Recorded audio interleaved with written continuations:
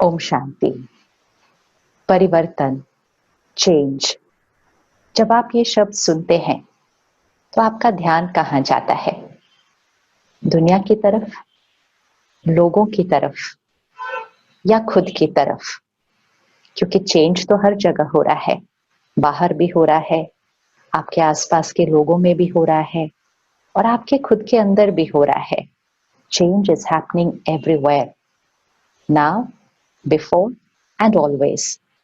The one thing that is constant is change. हम सुनते आए हैं, संसार का नियम है परिवर्तन। तो परिवर्तन तो चारों तरफ हो रहा है, लेकिन हमारा ध्यान कहाँ जाता है? एंड मोस्ट इम्पोर्टेंट, हमारा कंट्रोल कहाँ है? कौन से परिवर्तन पर हमारा कंट्रोल है, जहां हमारी चॉइस है? एक परिवर्तन है बाहर, the outer world. Outer world में क्या क्या आ जाता है? परिस्थितियां, प्रकृति, नेचर, लोग, लोगों का व्यवहार, उनके अंदर परिवर्तन आता है। कभी कभी आपके ऑफिस, आपके बिजनेस में कुछ परिवर्तन आ जाता है, देयर इज अ चेंज। तो वन चेंज इज आउटसाइड, एक परिवर्तन बाहर की दुनिया में है। दूसरा परिवर्तन द इनर वर्ल्ड, हमारी आंतरिक दुनिया में है।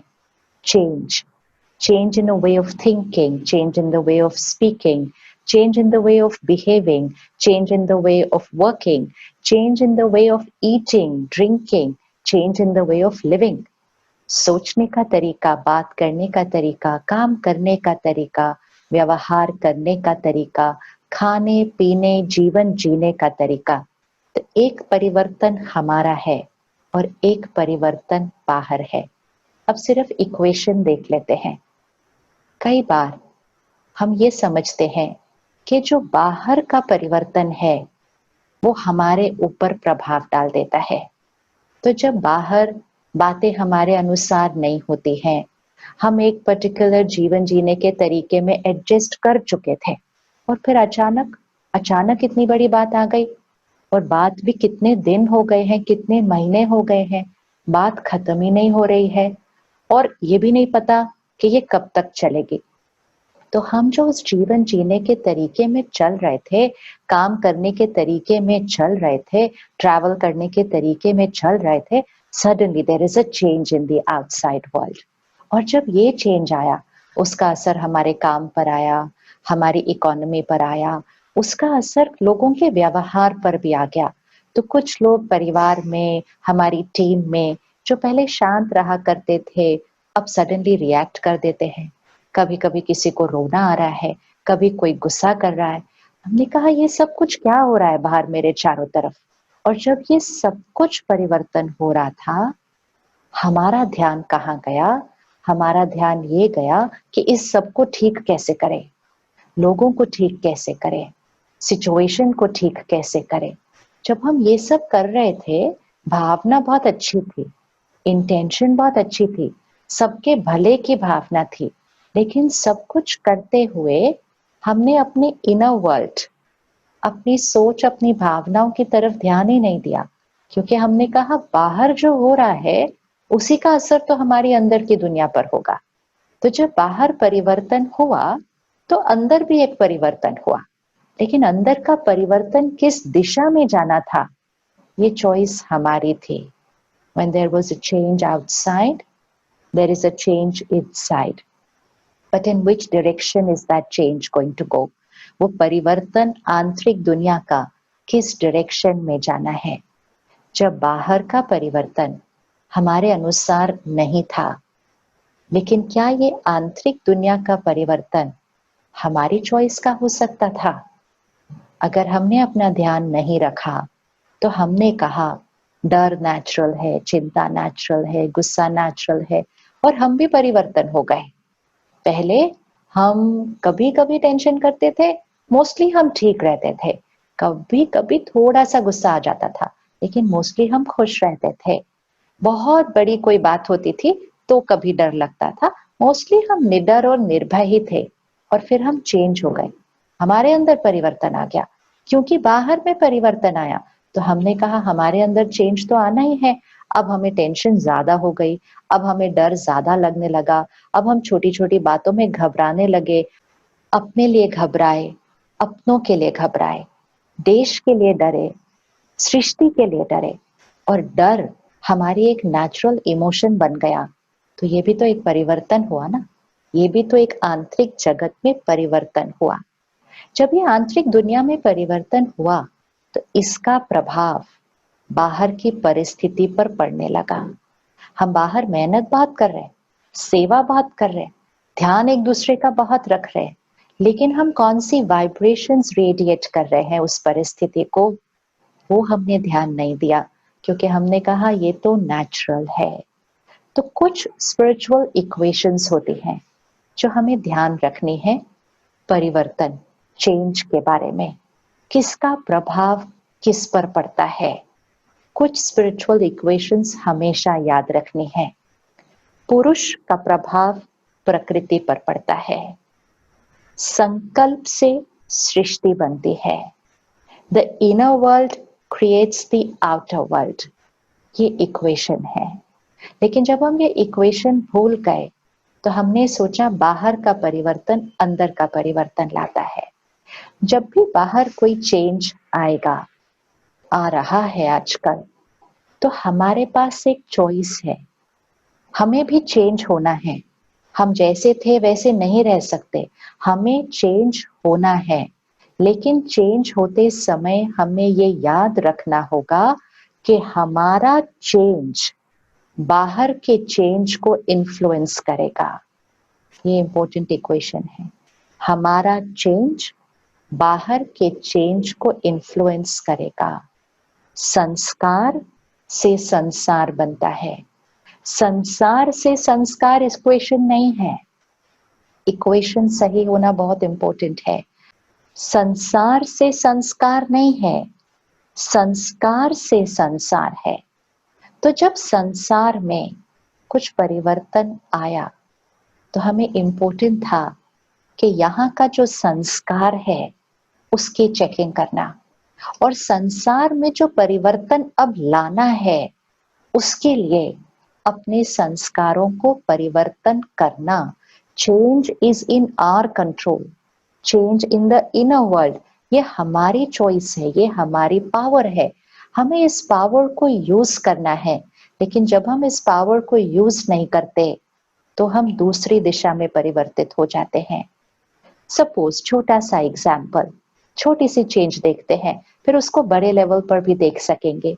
सपोज आपका एक रिश्ता, एक बहुत करीबी रिश्ता, जिन पर आप संपूर्ण विश्वास करते हैं, वो भी आप पर विश्वास करते हैं, सब कुछ बिल्कुल परफेक्ट ही है आपके रिश्ते के अंदर। लेकिन धीरे धीरे या कहें कभी अचानक से सामने वाले के अंदर चेंज आ गया है। अब वो वैसे नहीं है जैसे पहले थे, उनका सोचने का नजरिया बदल चुका है, उनका बात करने का तरीका बदल चुका है, उनका व्यवहार बदल चुका है। There is a change outside. The change is in the other person. सामने वाले के अंदर एक परिवर्तन आया है, लेकिन वो रिश्ता बहुत इंपॉर्टेंट है आपके लिए। अब जब ये सामने वाले के अंदर परिवर्तन आया, अगर आपने ध्यान नहीं रखा तो आपके अंदर भी परिवर्तन आएगा, लेकिन वो परिवर्तन सही दिशा में नहीं होगा। तो हमारे अंदर क्या परिवर्तन आ जाएगा? हमें बुरा लगेगा, हम हर्ट होंगे, हम नाराज होंगे, हम भी ऊंची आवाज में बोलना शुरू कर देंगे, हम निराश हो जाएंगे, हमारा विश्वास टूट जाएगा, हम पूरी तरह से हिल जाएंगे, जैसे कि हमारी जीवन ही खत्म हो गई, क्योंकि हमारा सबसे करीबी रिश्ता, उस सबसे करीबी व्यक्ति वो ही बदल गया। तो जब बाहर एक चेंज आया, हमारे अंदर भी चेंज आया, लेकिन वो चेंज हमने कॉन्शियसली चूज नहीं किया, अपनी पावर को यूज नहीं किया, सही परिवर्तन नहीं लाया, तो जो ऑटोमेटिक परिवर्तन हुआ वो दूसरी दिशा में था, और वो परिवर्तन हमारा संस्कार संसार पे प्रभाव डालता है। तो जैसे ही हम भी परिवर्तन हुए, और नेगेटिव डायरेक्शन में चले गए, हमने सोचा ये तो नेचुरल है ना, वो गलत कर रहे हैं तो मुझे बुरा तो लगना ही है, उदास तो होना ही है। जैसे ही हम उस डायरेक्शन में चेंज हो गए, पहले वो चेंज हुए थे सिर्फ, अब हम भी यहाँ से चेंज हो गए और हमारे संस्कार का प्रभाव हमारे संसार पे पड़ा, तो हमारा रिश्ता बदल गया। हमारा रिश्ता बदल गया, हमारे रिश्ते की फाउंडेशन हिल गई। कभी कभी तो रिश्ते की फाउंडेशन खत्म हो गई, टूट गई। कभी कभी तो हमने उनसे बातें करनी बंद कर दी, हम उनसे दूर हो गए, और इतने दूर हो गए कि शायद फिर कभी नहीं मिले, ऐसा सोचने लगे। और जब ये सब कुछ हुआ, तब भी हमने जिम्मेवार किसको ठहराया? हमने उनको ठहराया। हमने कहा this happened because of them, they changed. हम हमेशा ये कहते हैं, you are not the same, you have changed. हम उनको जिम्मेवार ठहराते हैं। ये सच है कि दे चेंज्ड, लेकिन ये भी सच है कि वी चेंज्ड, हम भी बदले। लेकिन अगर हमारा बदलाव सही दिशा में होता, अगर हम अपना चेंज कॉन्शियसली चूज करते, तो हमारा संसार, हमारा वो रिश्ता एक अलग दिशा में चला जाता।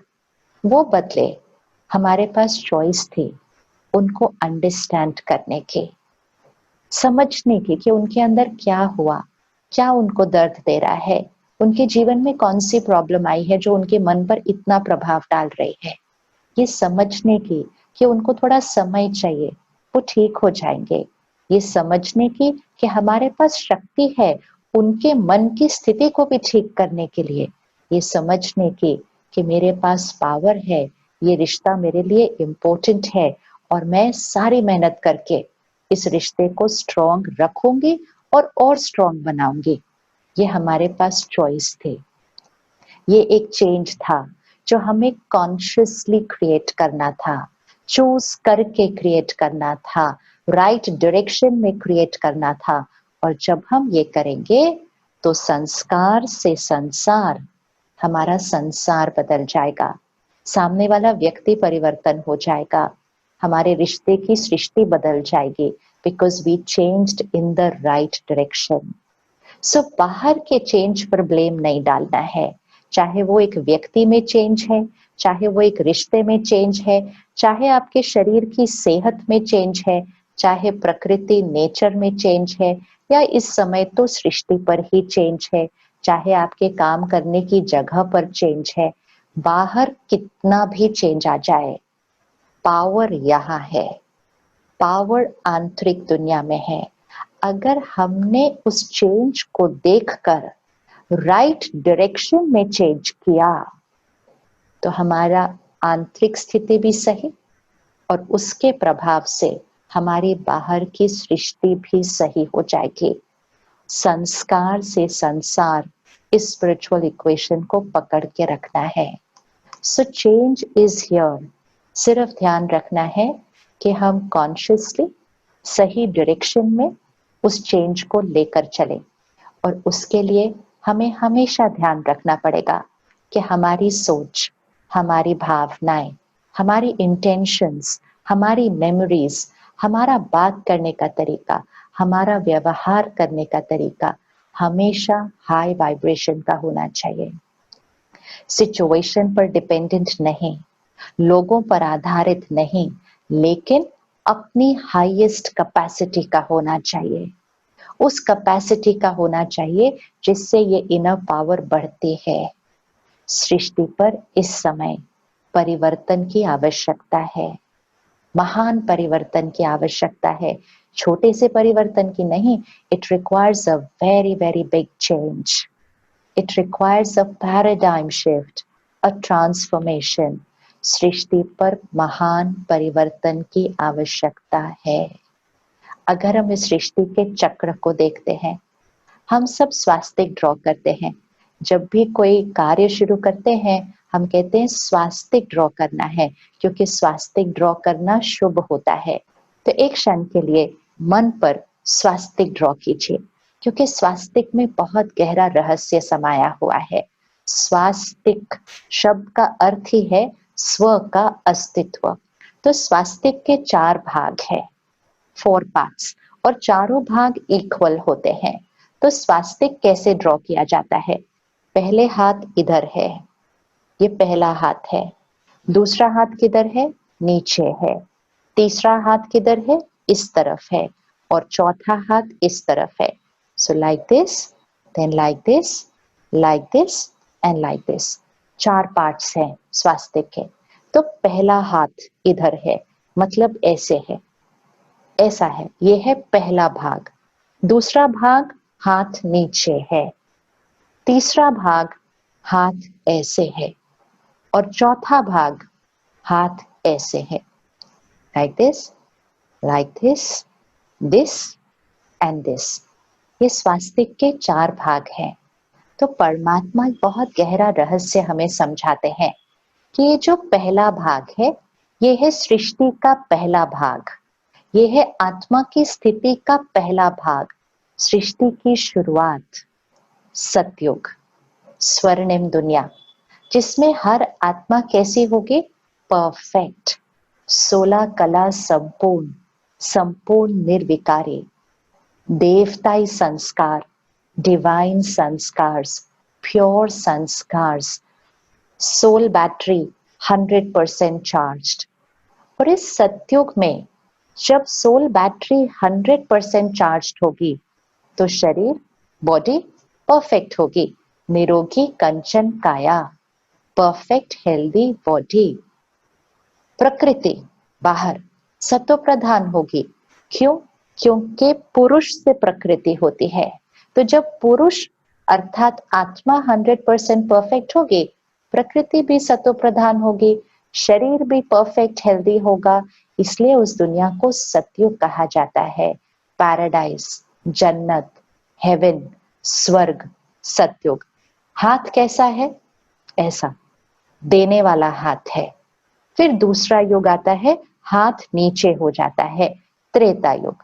तो 16 कला संपूर्ण जो आत्मा है, एक शरीर लिया, दूसरा लिया, तीसरा लिया, बहुत धीरे धीरे, हमें पता भी नहीं चलेगा, लेकिन बहुत धीरे धीरे धीरे आत्मा की पावर थोड़ी थोड़ी थोड़ी घटती जाती है। तो आत्मा त्रेता युग में आते हैं। फिर भी हम ऑलमोस्ट परफेक्ट ही थे त्रेता युग में भी। फिर तीसरा भाग आता है, द्वापर युग। हाथ ऐसे हुआ। सतयुग में हाथ ऐसे था, द्वापर युग में हाथ ऐसे हो गया। द्वापर युग मतलब दो, दो पुर, मतलब जहां से ड्युअलिटी शुरू होती है, ड्युअलिटी शुरू होती है। तो इस युग से हमारे 5 विकार, काम, क्रोध, लोभ, मोह, अहंकार, ईर्ष्या, द्वेष, नफरत, वो थोड़े थोड़े शुरू हुए।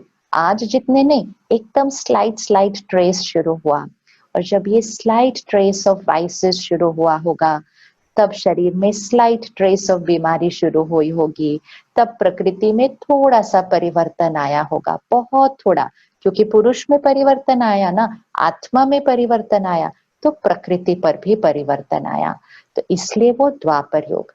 चौथा युग, हाथ ऐसे हो गया, ये है कलयुग, कलह कलेश का युग, दुख अशांति का युग, जहां आत्मिक स्थिति में दुख, अशांति, कलह, कलेश, सोल पावर बैटरी वीक।